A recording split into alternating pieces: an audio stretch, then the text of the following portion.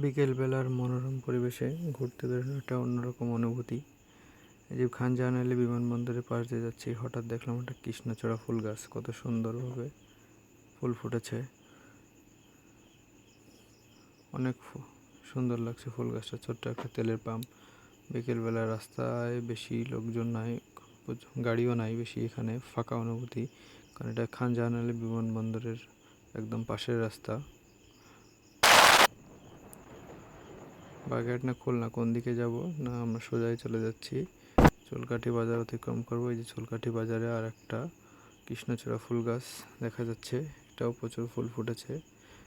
এটা চুলকাঠি বাজারের আগে। আজকে যেহেতু হাটবারের দিন না, এই জন্য লোকজনও কম।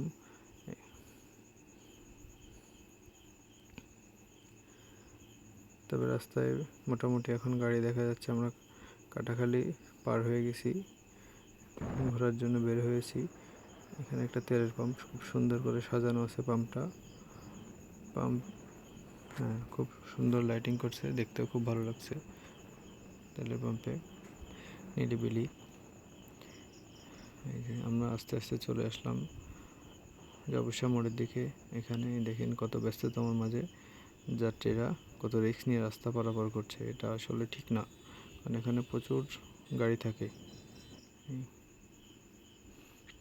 যাই হোক, ঘুরতে ঘুরতে অনাকাঙ্ক্ষিত সময় আমরা চলে আসলাম রূপসা ব্রিজ টোল প্লাজায়। আমরা ব্রিজের উপরে উঠবো না, যে নিচের দিকেই যাব। এই যে চলে যাচ্ছি ব্রিজের নিচের দিকে। গোধূলি লগ্নে সন্ধ্যার আগে মুহূর্ত। এখানেও একটা কৃষ্ণচূড়া ফুল গাছ আছে। এই যে আমরা আস্তে আস্তে চলে আসলাম সেই রূপসা টোল প্লাজার নিচ থেকে। এই যে এটা রেস্টুরেন্ট, অনেক লোকজন বসা আছে, একটু ফাঁকা ফাঁকা আছে। গোধূলি লগ্নে রূপসা ব্রিজের নিচটাই অন্যরকম লাগে। আর আমার এই ক্যামেরার মাঝে আমার পার্সোনাল ক্যামেরাম্যান।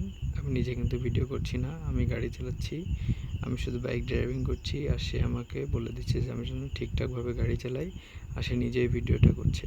তার অনেক দিনের ইচ্ছা সে একটু এখানে এসে নদীর পাড়ের পরিবেশটা দেখবে কেমন এখানে।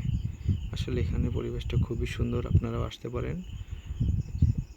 এখানে সব কিছুই আছে। এই যে মেলার মতো করে নাগরদোলা, নৌকা